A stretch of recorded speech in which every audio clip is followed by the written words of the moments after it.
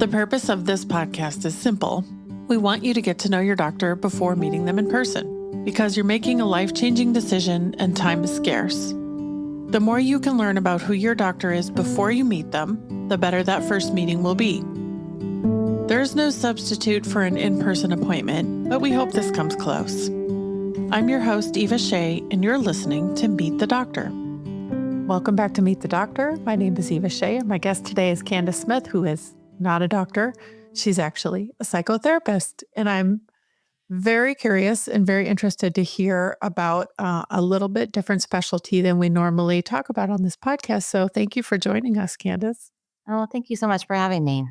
How did you get into the mental health field?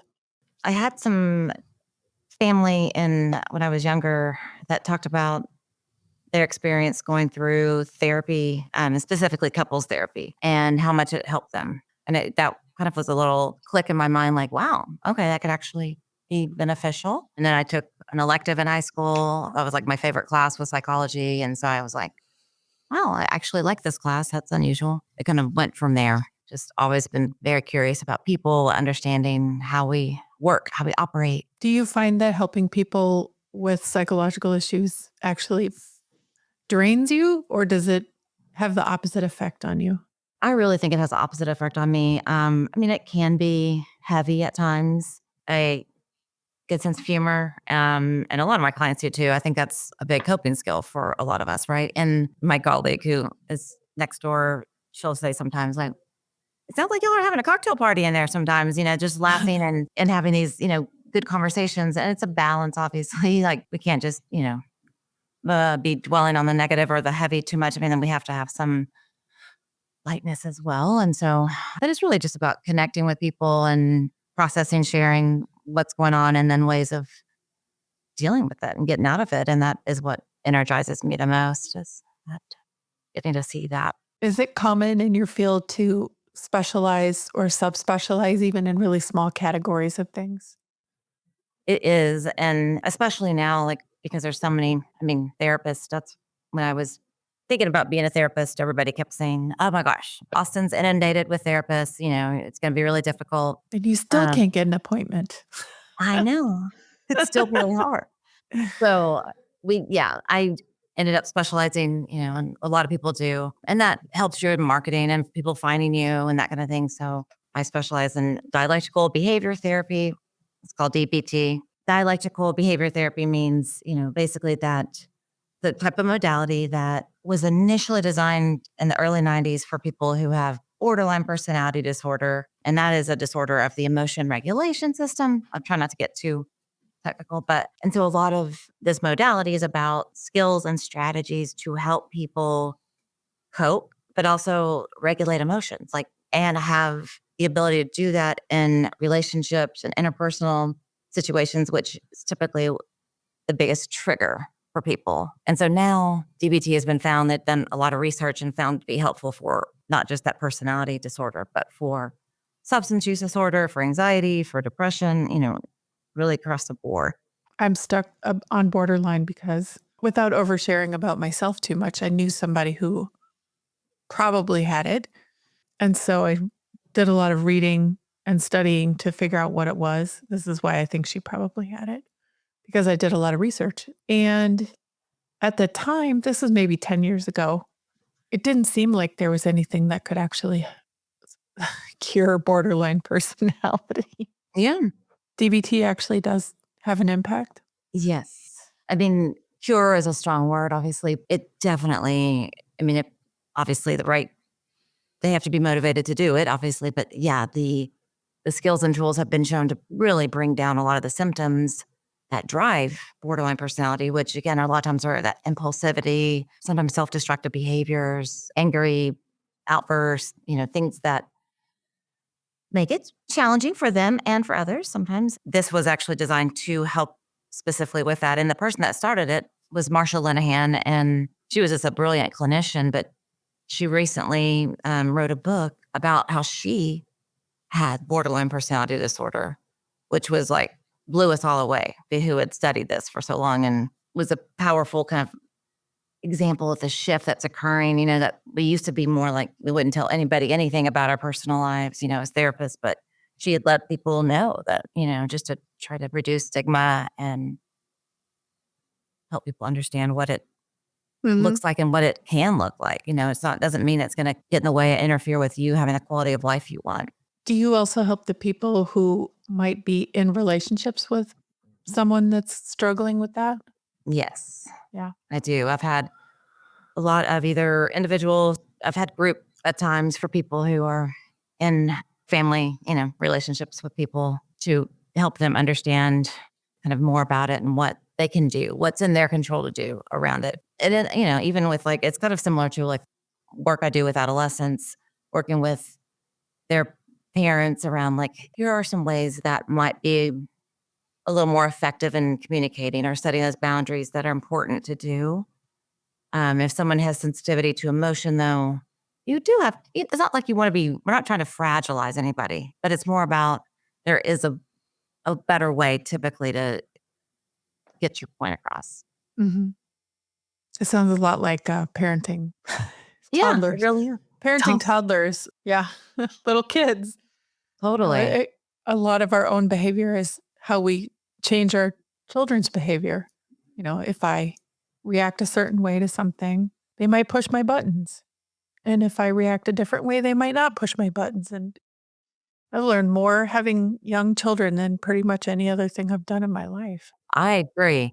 I have 2 daughters and yeah. You do? It has been the most, yes. That has been the most, I've learned the most, I think, from those relationships. Yeah. Hey, you want them to be good humans. So the responsibility just feels so great. Yes. And trying to break those intergenerational patterns that are not, we know aren't effective, are not healthy, but they're so for me, I noticed they're deeply, hardwired in there. And it takes a lot of work and practice to try to slow it down, act differently, say different things than my parents and grandparents did. You're giving me the perfect segue to food because this food and kids is a big issue. The way that a lot of people know that, and the reason you even found me in the first place is because I have another podcast about weight loss.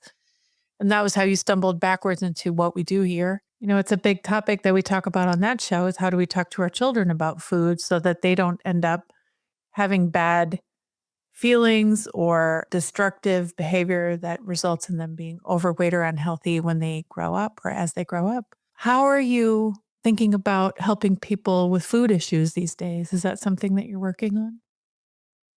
Yes, I definitely have been working in that arena for a long time, just in terms of, it's one of those behaviors, right? That is what we turn to a lot of times, or what a lot of people turn to when they're trying to regulate emotions. So there's just a number of emotion regulators out there, right? And so food is one, and for a lot of us. And so I've been, working with people on that for a long time, trying to help with acceptance and mindfulness and trying to understand okay, what is when you start noticing that desire to eat, and again, differentiating that from, is it hunger, or is it more you're trying to self-soothe, and again, all this is done with a very non-judgmental stance. That's a big part of DPT, the type of therapy I do, because this obviously is a very sensitive topic for people. So it's kind of this process of trying to understand both what's going on the front end that you can do, that you can be aware of, not that you can change necessarily, but if you're coming home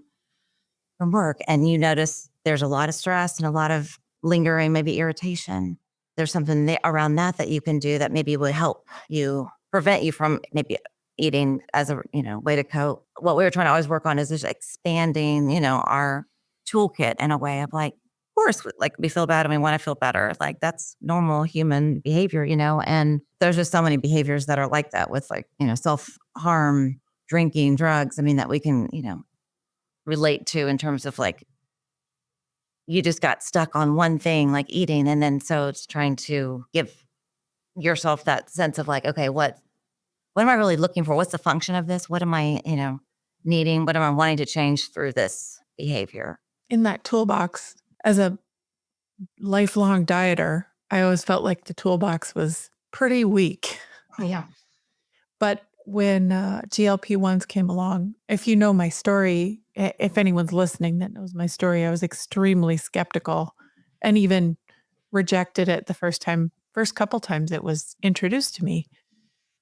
But within about, 2 days, I recognized that it was going to change my life. From your side, I'd love to know your perspective on the GLP-1 as a tool in that toolbox and what you're thinking about there. I mean, it is the top dog in the toolbox. I mean, that all the other skills, I mean, just pale in comparison. I mean, it's like we've been trying to do something that's so freaking hard, for so long. And I was the same way. I mean, I didn't think talking to my clients and me believing it too about like body positivity and acceptance and knowing like my weight is not a reflection of like my worth and value. And like I knew it, but I also still, I think I had this sense of like, I could be probably healthier and I do want more energy. And I knew that there were things that maybe losing some weight would do. But then it's like, yeah, like you've been dieting for years. And you're like, ugh, that's the last thing I wanted to do over the last like 10 years was try to do another diet.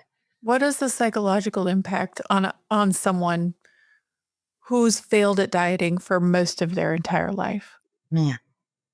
I mean, I think a lot of skepticism on anything else working, which is why I think I feel the same. And I think a lot of people feel the same at first, like where it's like a lot of skepticism and cynicism. And what turned me around was, just the hearing people talk about their doctors prescribing for health related issues. They were prescribing GLP-1s for thyroid issues and autoimmune disorder stuff. And I was like, wait, this is actually good potentially for you? That's wild because no other diet med has ever been good for us. But yeah, I think there's a lot of impact that dieting has had, our society, the messaging we've received over our whole lives. I mean, there's a lot that people say now to me that they're like, yeah, now suddenly I've dropped 50 pounds and people are a lot nicer to me now. People actually hold doors open for me where before I was invisible, and it's like okay, that's nice, but also makes people, upset. They're like, that's really messed up. Trading the burden of shame and carrying that shame around all day long for your whole life. Trading that for a little bit of like misunderstanding about what the medication is supposed to do is a trade I'll make every day. Yeah, me too. Same. What has your own experience been with that medication? At first, again, like I was skeptical, but then I was like, well, it won't hurt to try it, I guess, for a week, and if I hate it, I'll hate it. That's what I said too. If I don't like it after 1 week, I can just quit, right? Yeah. But yeah, after a few days of just the food noise completely stopping, and I felt like, oh, this is what like thin people that I have known my whole life have felt, like my mom, she's very naturally thin. And she's always been, I think, puzzled by like, why do you feel like you need to like eat more? Like she would divvy up our plates as kids, like my 2 brothers, and the boys' plates were big. And the girls' plates were, I had a smaller portion. Dainty. And I was like, this is not okay. First of all, I am just as active as them. We're all doing the same kind of stuff. But she was just kind of like, well, this is what I would eat. So therefore, that's what you should eat kind of thing. When I felt this sense of like, I can actually do the things that like eat the way that I know to eat. Like my rational brain knew to eat before, but I couldn't consistently do it. Yeah, the other day I was laughing because I got these. If I buy chips now, and I was never really a chip eater, but if I buy chips now, I can actually eat a serving of chips, which is so hilarious because I used to think, who could eat 9 chips? Yeah. What's the point of chips if you're only going to eat 9 chips?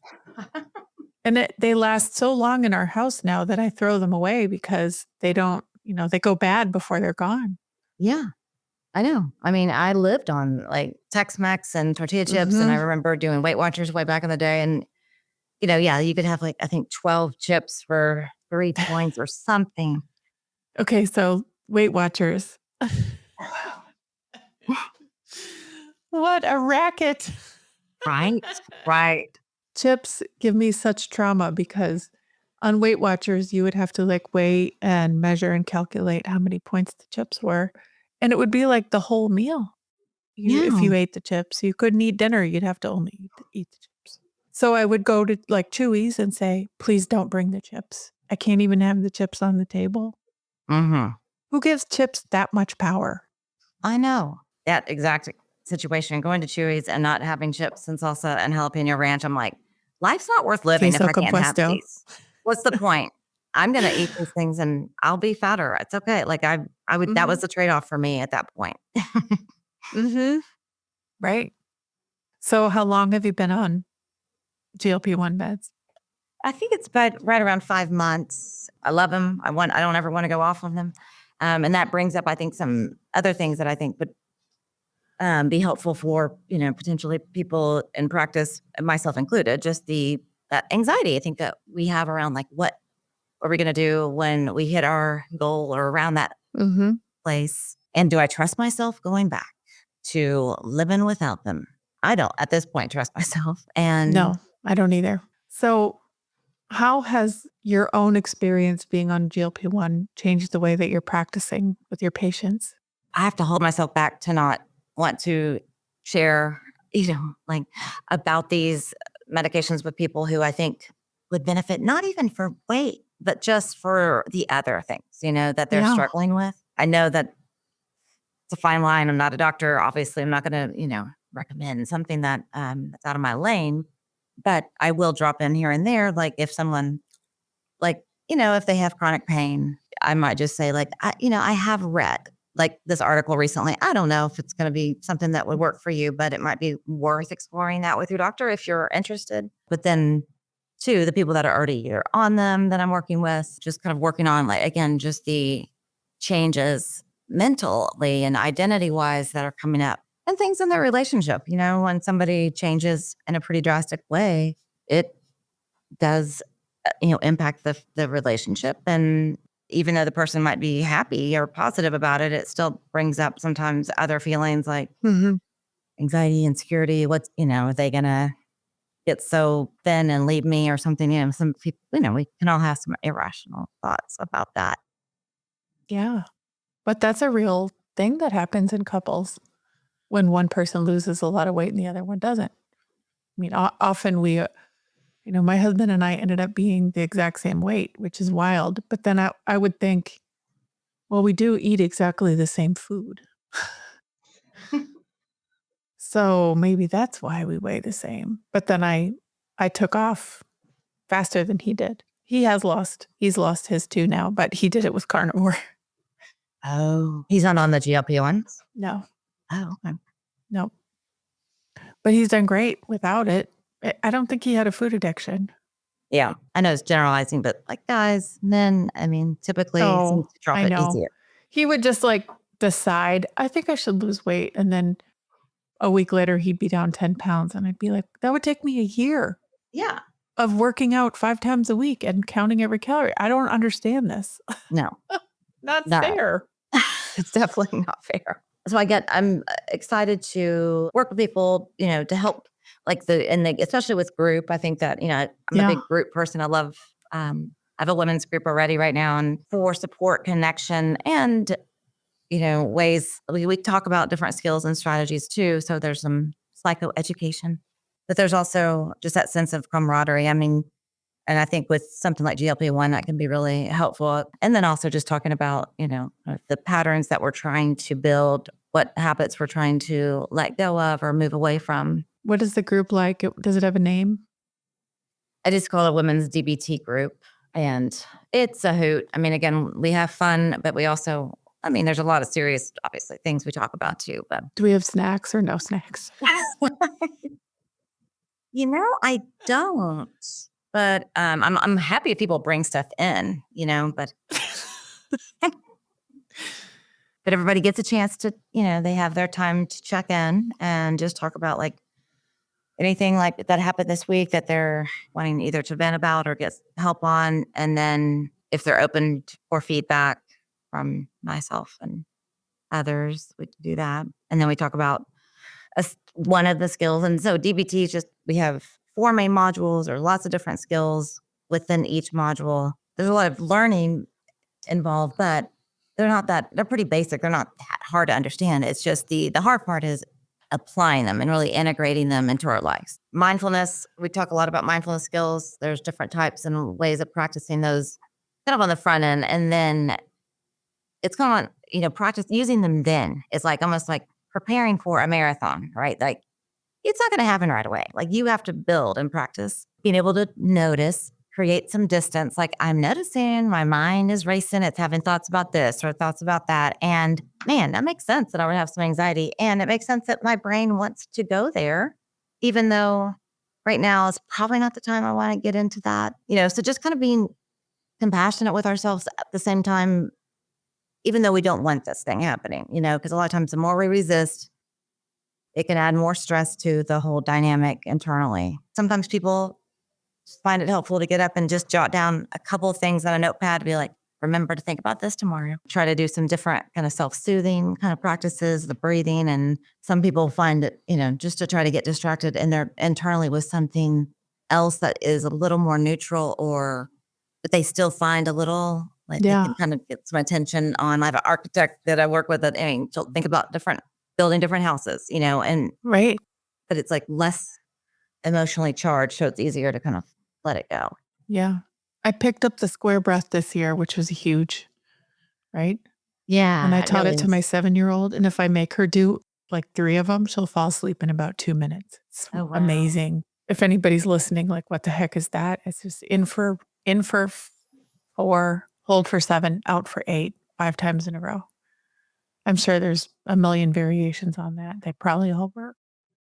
Yeah. But that combo and a lot of yoga, I think, and meditation from way long ago is built on this idea of you're kind of working with your mind and body. Like if they go together on something, like you're taking some deeper breaths, but your mind is counting at the same time.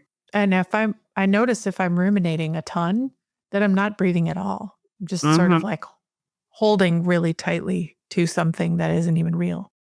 Yeah. In the DBT, I'm curious I think a lot of people would be familiar with CBT. Yeah. That's been around for a long time. The C is for cognitive and the D is for dialectical. And I'm guessing, because I know some words, that there's something language related about dialectical, or am I off the track? Oh, yeah. There's definitely, that's a big part of DBT. It's like we're trying to, so dialectical kind of means these opposing forces, ends of the spectrum. And we're trying to move more and having more middle ground in our thinking and acting. And also kind of holding both. Like I can be really angry at you and love you and not want to end our relationship, but I'm really mad, like you're holding both. And that is sometimes difficult for people.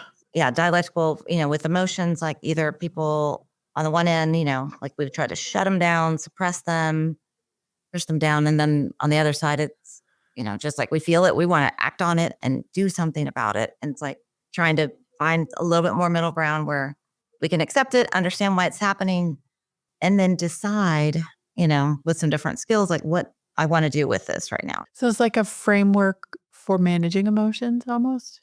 Yes, it is like a framework and a philosophy. It does bring in dialectical behavior is like CBT. It takes some of that, but also some of like Zen, acceptance, mindfulness practices as well. So a lot of acceptance. We do a lot of again, balancing acceptance and change. Like you have a situation going on. It's like, what's in your control, what's not, able to break that down. Sounds very practical. It's very practical, which a lot of people do like. They appreciate that.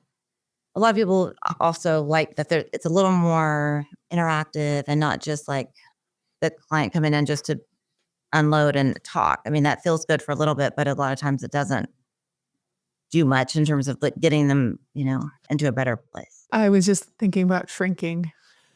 Oh, love that show. So funny. There was an episode recently where somebody was like, I don't know why I come here and just pay you money and talk and then leave every week and nothing ever changes. I think that was Shrinking. Yeah.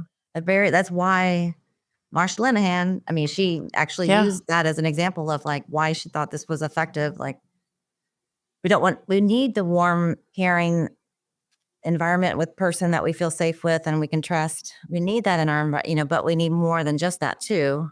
And we don't want it to be too cold and clinical of like, here are the skills. I mean, if that was the case, we could just read a book and everybody would be fine. We wouldn't need therapy. I'm struck constantly at how much I've learned and picked up, along the way. I really appreciate being older,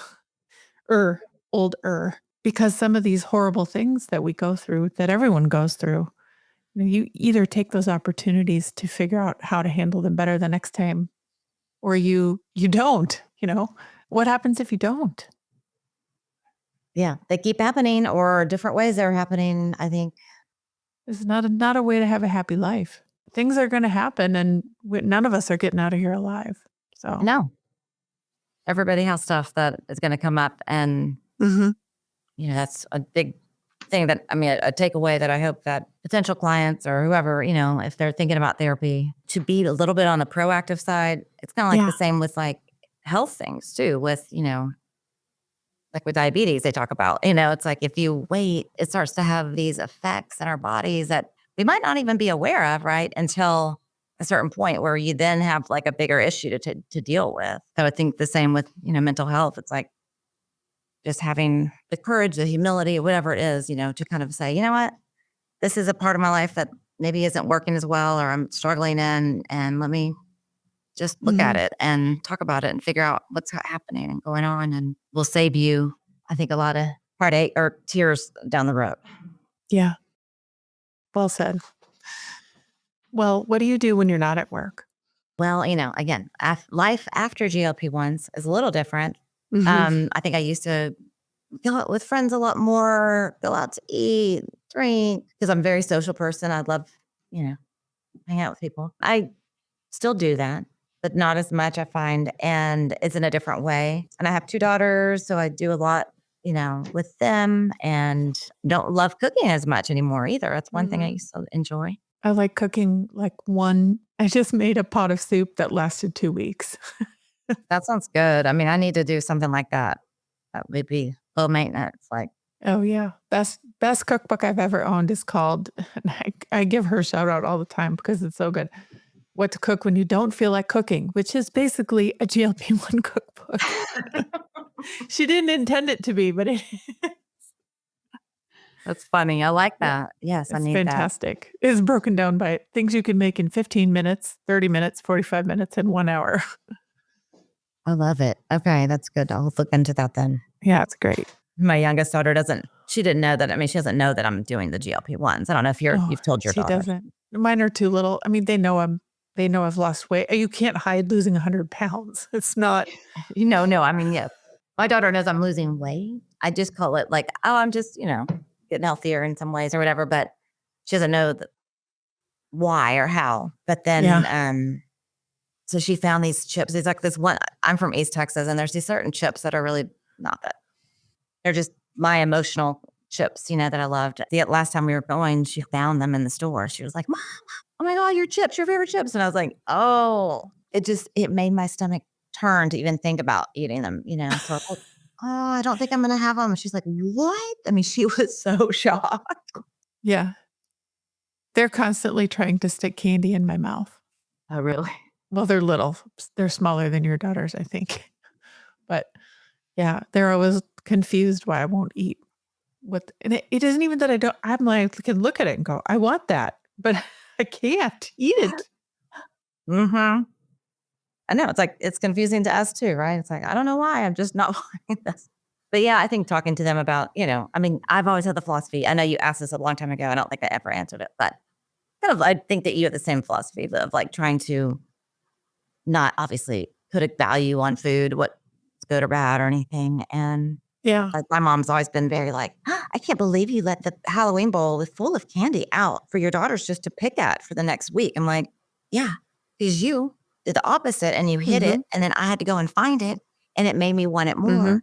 They don't care. They're like, they will leave it. They don't even look at it because it's out and available. So that's the kind of philosophy I'm having. Like, yeah, eat basically what you want, how you want it. I think that obviously there's healthier things, and they like healthier things. I mean, it's not like, because I haven't moralized it or anything. It's like they can trust their Right. You appetites. can't, it's just food. Certain kinds of food can't have more power than other kinds of food. No. Well, if someone's listening and they want to find out more about your practice or potentially join the group or come see you, how would they find out more about you? They can go to my website, which is CandaceEBT.com. You can also just do a Google search for Candace Smith and DBT in Austin. So I'd be happy to answer any questions if anybody has any. I'll make sure we put all those links in the show notes so you're easy to find. And I think if you're up for it, we'd love to have you come back and talk to us on the Weight Loss Podcast on Less of You. That'd be so fun. Yeah. Love it. think that audience would really get a lot out of hearing about what you're doing and how you're thinking about it. So we'd be honored to have you. Oh, that'd be great. I would love it. That'd be like full circle. It's like for me. Yeah. I've enjoyed y'all's podcast a lot. So Well, thank you. it's been very helpful. And We didn't intend it to be anything other than us talking about, the day-to-day of what's happening in the weight loss journey. yeah. But again, that's what people need. And there's not a lot. I mean, I don't have anybody else that I know that is on it. So I would just seek out, other people that are just talking about their journey. I thought that was really interesting. Well, thank you. Yeah. And I think both of your personalities, I think it's a nice blend of how you guys complement each other. Oh, thanks. Yeah, we're having a good time. Appreciate it. Thank you, Candace. Oh my gosh, thank you so much for having me. If you're considering making an appointment or are on your way to meet this doctor, be sure to let them know you heard them on the Meet the Doctor podcast. Check the show notes for links, including the doctor's website and Instagram, to learn more. Are you a doctor or do you know a doctor who'd like to be on the Meet the Doctor podcast? Book your free recording session at meetthedoctorpodcast.com. Meet the Doctor is made with love in Austin, Texas, and is a production of The Axis, TheAxis.io.